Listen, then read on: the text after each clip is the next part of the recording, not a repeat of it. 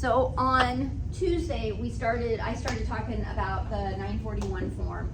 I put up a practice problem. Now some of you, everybody has different homework problems, by the way. I don't know if you noticed that.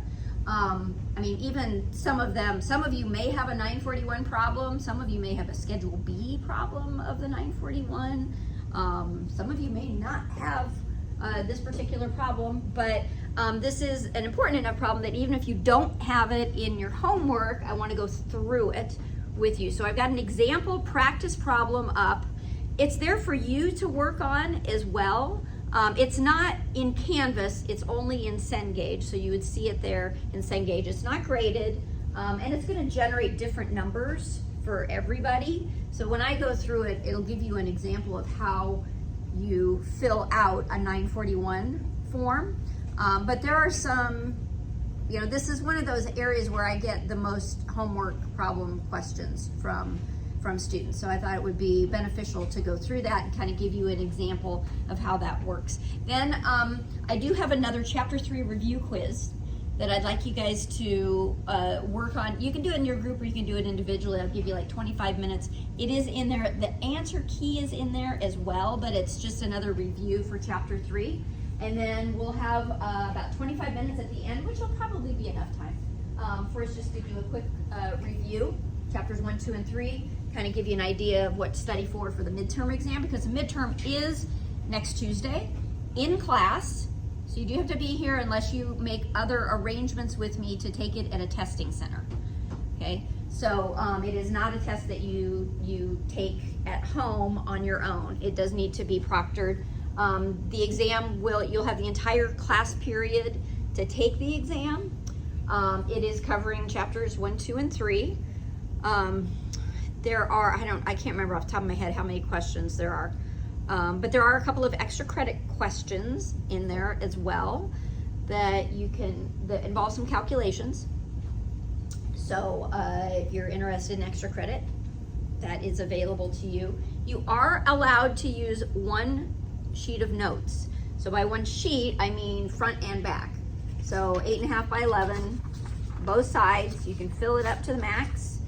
Whatever you want to put on that, you have to generate it. So it doesn't have to be handwritten. If you want to print it, do it on the computer and type it out, that's fine. But just one sheet, front and back, that you are allowed to use for that. You can use calculators. Obviously you'll be on your computers there, so you can use the calculator that's on the computer as well. You should have that. You might not have the app that's shown on there, like I have the app. That's because I put it there. But you guys do all have a calculator app on your computers. So any questions about the exam? And I can, if any come up, I can chat about it at the end of class too. Okay. All right. So let's look at this this problem. Let me get there first.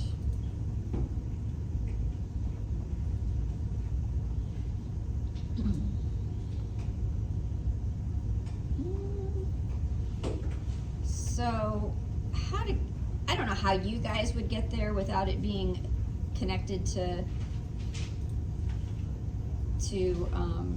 Canvas, but this is what I would do just to find it. Oh, okay.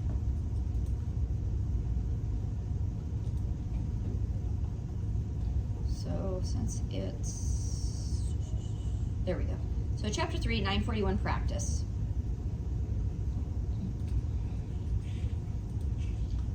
Try and make this bigger for you. So if you've done your homework and you have a problem like this, this will be familiar to you.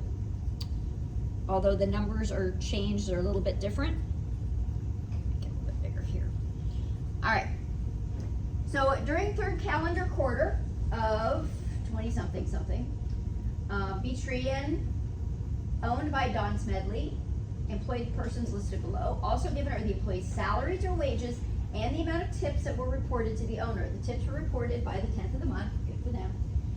Federal income tax and FICA tax to be withheld from the tips were estimated by the owner. and withheld equally over the 13 weekly pay periods. That 13 weekly pay periods is going to be pertinent information. Employer's portion of FICA tax on the tips was estimated as the same amount. All right, so we've got everybody's salaries here and what was paid during the quarter's wages, quarter's tips, what was withheld for Social Security, Medicare, and federal income taxes. You can see that during the quarter, there were 13 pays, 5 of them in July, 4 each in August and September. And then this is the amount that was withheld from employees' paychecks in total for each pay period. So $632 for federal income taxes, $562. So this first line is for the employees, and you can see we've got weekly FICA taxes withheld on wages, and then weekly FICA taxes withheld on tips. So they've got that separated out. Given this information, they want us to fill out the 941, which we will do. All right, first thing we need to do is indicate which quarter this is. This was the third quarter, they said. It was the third quarter. Somewhere in there I saw the third quarter. Yes, third quarter. All right. So the first thing that they asked for is the number of employees who received wages, tips, or other compensation for the period, including, well, this would be for September 12th. So we just need to count the number of employees that we had. So 1, 2, 3, 4, 5, 6, 7, 8, 9, 10. 10 employees. That's all we're putting in there. We're assuming in this problem that they all were included in the September 12th pay period. Wages, tips, and other compensation. This is how much was paid in all types of compensation. So if there were bonuses paid, we would include those in there, commissions, those types of things. We have both wages and tips that are being paid. So we need to add together those two columns to determine how much in wages and tips. So we've got 117,975 plus 14,078.30, 132,053.3.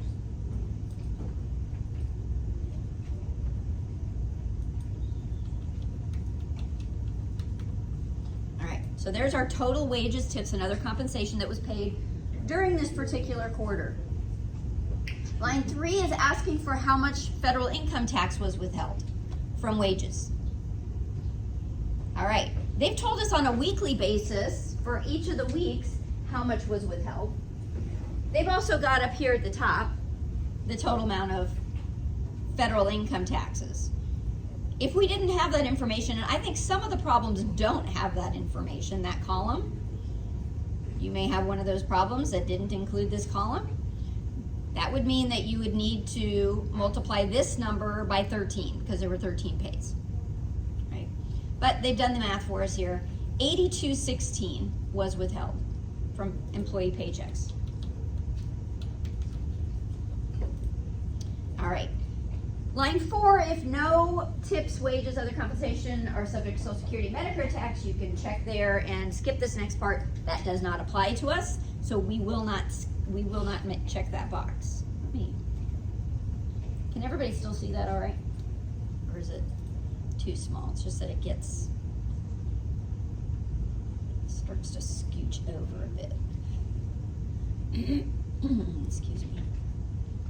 All right, so this next part gets a little trickier.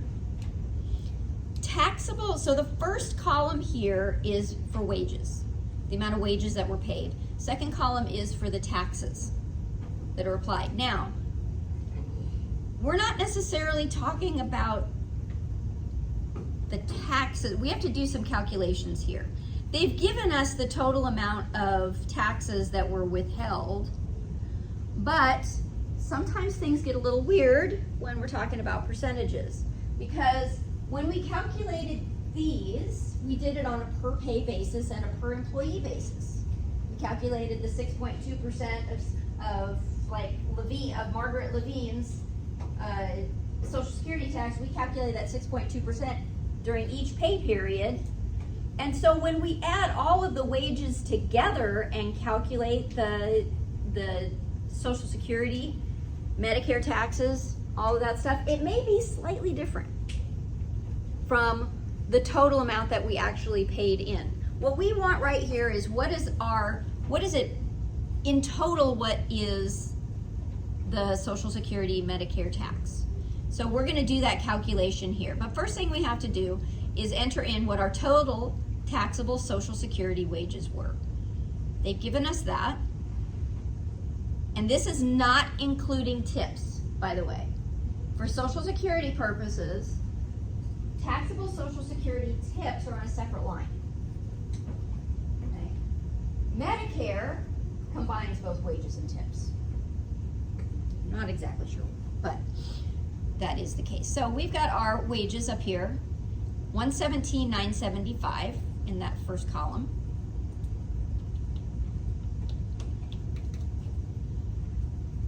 And then we've got our taxable Social Security tips, $14,078.30.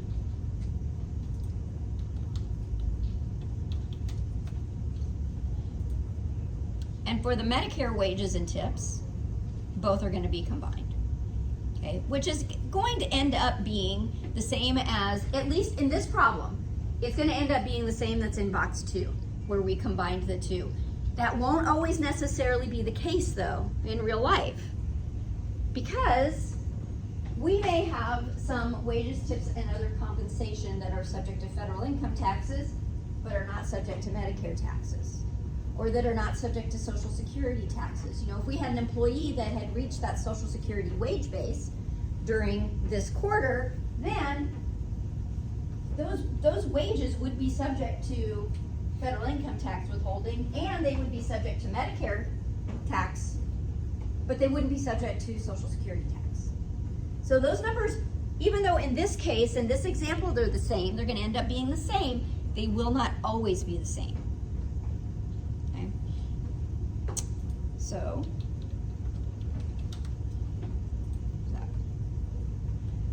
then we just calculate what the taxes are. So they've given us what the rate is, times 0.0124. So this is including both halves. That's why it's 12.4%. Oops, that's not right. Oops. 14,628.90.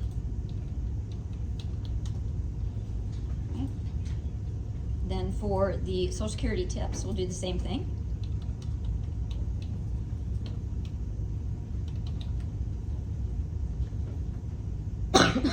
Excuse me, still battling this. 1745, we're gonna round this to 71.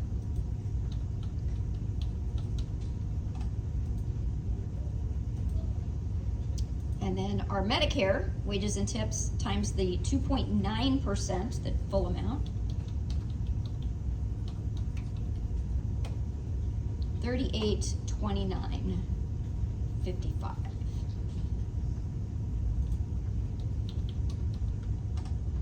All right.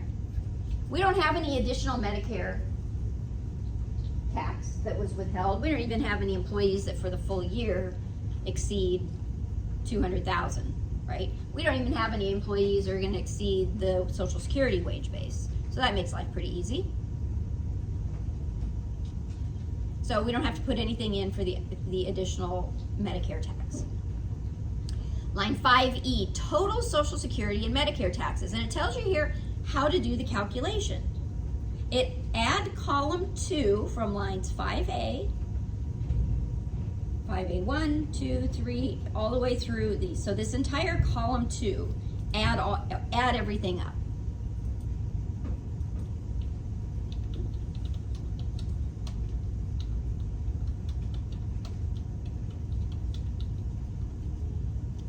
$2204.16. All right. You don't have to do anything with 5F. Now, line 6, total taxes before adjustments. Add lines 3, 5E, and 5F. We have nothing in 5F, so we're just gonna add together lines 3 and 5E.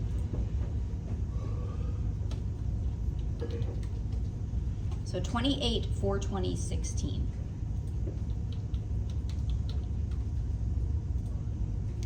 All right, this is where it gets fun. This quarter's adjustment for fractions of cents. This is where we reconcile between the percentages that we calculated based on a per payroll basis to what our calculation is here that includes the entire payroll together. Okay, the easiest way to do this, and they actually even give you this hint here. Fill in form 941 through line 6, right here, which is what we've done, through line 6. Then, stop, don't do the fractions of cents yet. Fill in part 2, line 16, or schedule B. Well, part 2, line 16, down here, is how much did you pay? How much did you deposit? On a monthly basis is what they're looking for. In this particular problem, I think where it will tell you, and you do have to read all these words, by the way. That seems to be where a lot of students kind of get tripped up, is they gloss over, and I have a tendency to do that too. You know, I don't like words as much as I like numbers, so sometimes it's easy to just try to gloss over the words, but the words are important. So in here, it does give information about how frequently they deposited. Let's see here.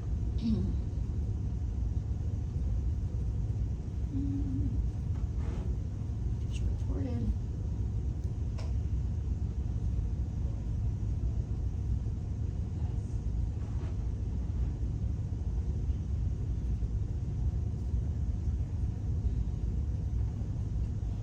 Well, it should say it. Oh, here we go. Kind of hidden there. Assume that the company deposits taxes on a monthly basis. All right, so we're gonna stop here from line 6. We're gonna go down to part 2. So this part, check 1. Are you a quarterly basis payer, which is what this part A is for. If the amount was less than $2,500, remember you can, if it's less than $2,500, you can pay on a quarterly basis, right? And you didn't incur a $100,000 next day deposit obligation, then you can check there and you can pay with this return. Well, we're not that. We're a monthly depositor. B is if you are a monthly scheduled depositor for the entire quarter. So that's what we're going to choose. Part C is if you are a semi-weekly scheduled depositor, then there is that separate schedule B that we would have to fill out. So we're going to put B here. Now, how much, enter your tax liability for each month and total liability for the quarter, then go to part 3. All right, so now we're gonna put down what we actually deposited on a monthly basis. How do we do that? Well, we know what we deposited on a per paycheck basis, and we know how many paychecks we had in each month, so we're just gonna do the math. We got to add up all these amounts. 632 for federal income tax, 562.65, 562.65, 131.61, 131.59, 67.15, 67.14, 15.70, 15.70. Now they've got this divided between wages and tips here. That's what we've got. It's still Social Security and Medicare tax, but they've got it divided up the wages and tips. So each pay period, I'm gonna put this down so we don't forget this, 2186.19. Each pay period, we deposited, or we had a liability of 2186.19, and then we made a deposit every month on that. So for July, which is the first month, $10,930.95.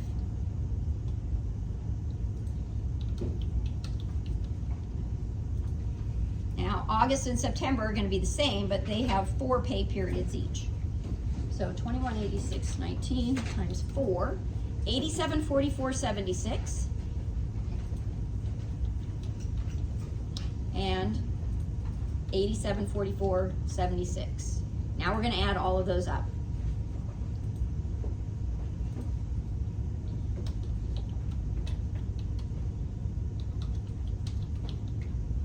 $28,420.47.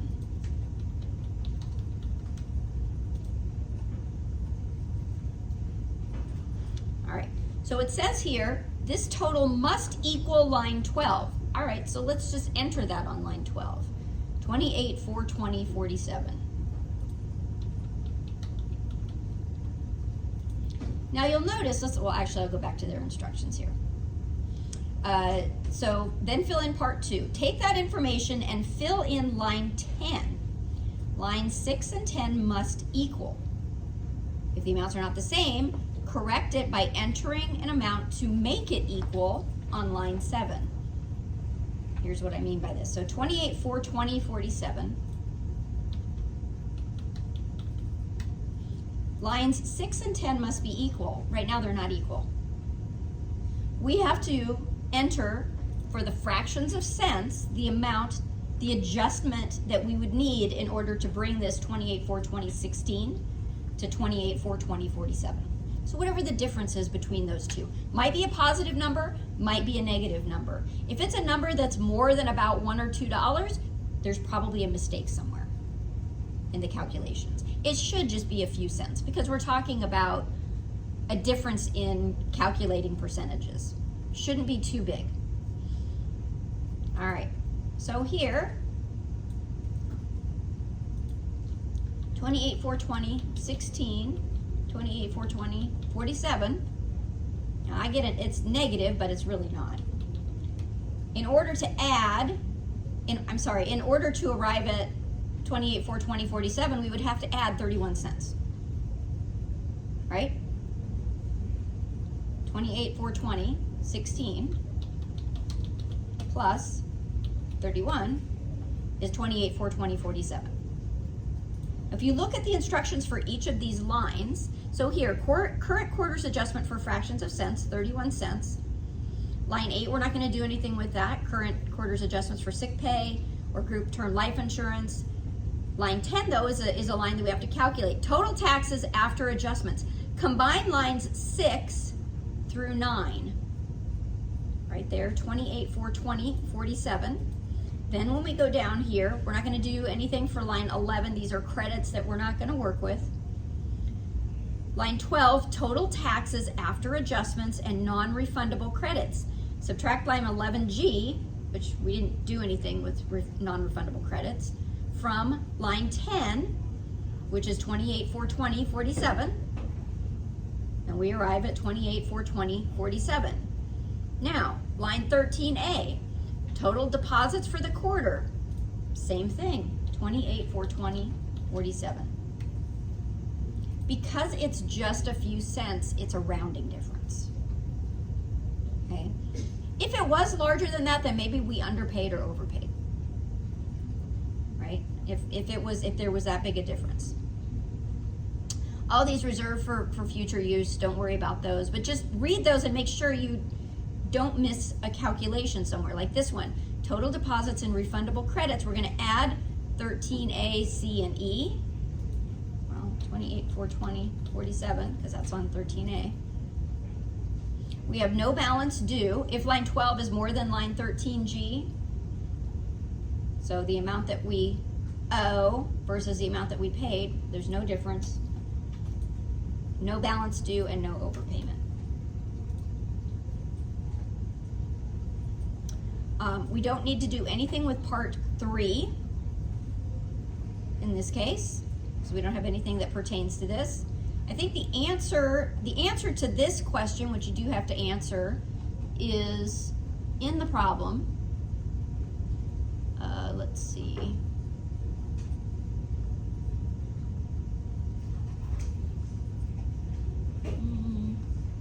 Maybe, maybe not. Well, let's just say no. This is asking if you want to designate a third-party designee. We'll say no.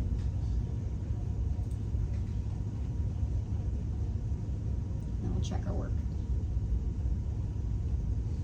Okay? I posted a video. There's a video up there about reconciling that too on the 941. So there's information up there for you to follow as well. You have any questions about this?